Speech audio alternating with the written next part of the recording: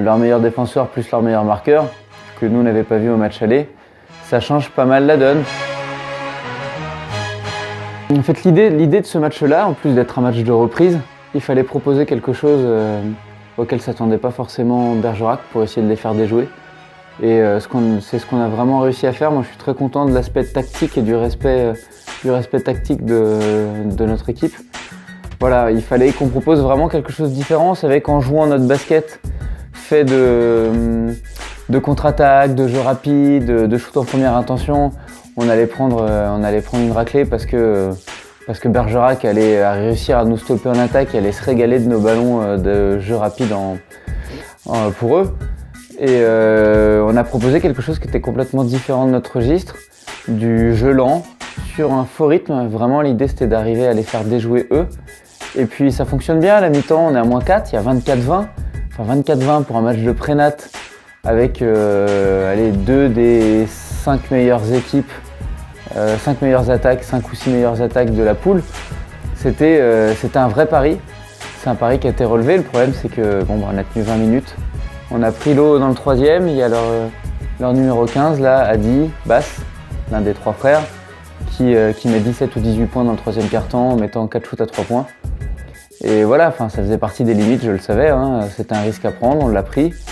À part ce coup de chaud, le reste du temps, on défend bien, on les empêche d'exploiter vraiment leur force en attaque. Et puis voilà, au final, c'est un petit score, 64-54.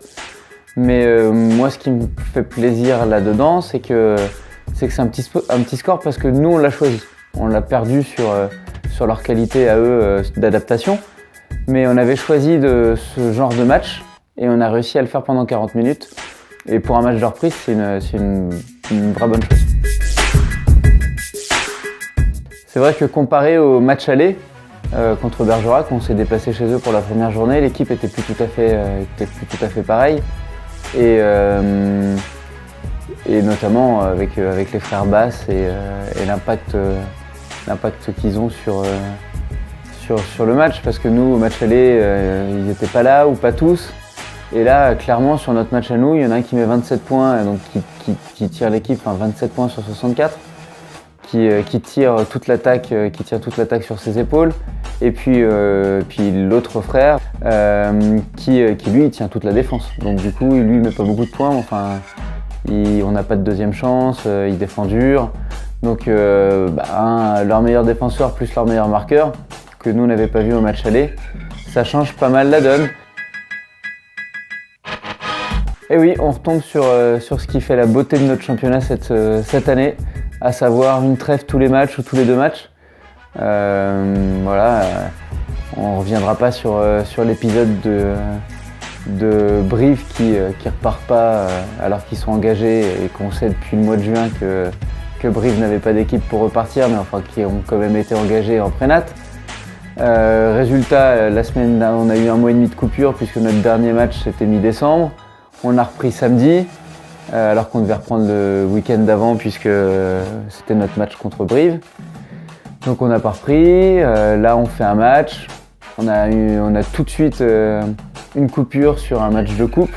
C'est pas l'idéal, mais on va faire avec et puis ça va nous permettre de bosser. Voilà, un match de coupe c'est toujours intéressant. C'est des équipes qu'on joue pas forcément d'habitude. L'équipe de Garden c'est la réserve de la N2, une équipe de jeunes. Donc ça va nous faire voir un autre basket, ça va permettre à tout le monde de profiter un peu, d'avoir du temps de jeu et puis essayer d'après de se reconcentrer vite sur le match contre Tulle et ensuite vite sur le reste du championnat. On peut faire aussi bien qu'à la phase aller, en essayant d'éviter le petit accro contre Fétia, sachant que la phase retour elle est compliquée parce qu'on se déplace à Saint-Pantaléon, on se déplace au CSP, on se déplace à Couzex. On a un peu plus de matchs pièges qu'au match aller. Moi, je parle évidemment pas du déplacement à Tulle, mais on a un peu plus de matchs qui sont piégeux, donc il va falloir être un peu plus concentré. Et puis surtout, si tout se passe bien, essayer de reprendre le point avérage de la défaite contre Fétia, chez nous. Il y a 5 points à reprendre, c'est dans 1 mois et demi je crois, donc il va falloir bosser pour avoir la chance de pouvoir reprendre le point avérage et passer devant eux sans faire de bêtises sur les autres matchs.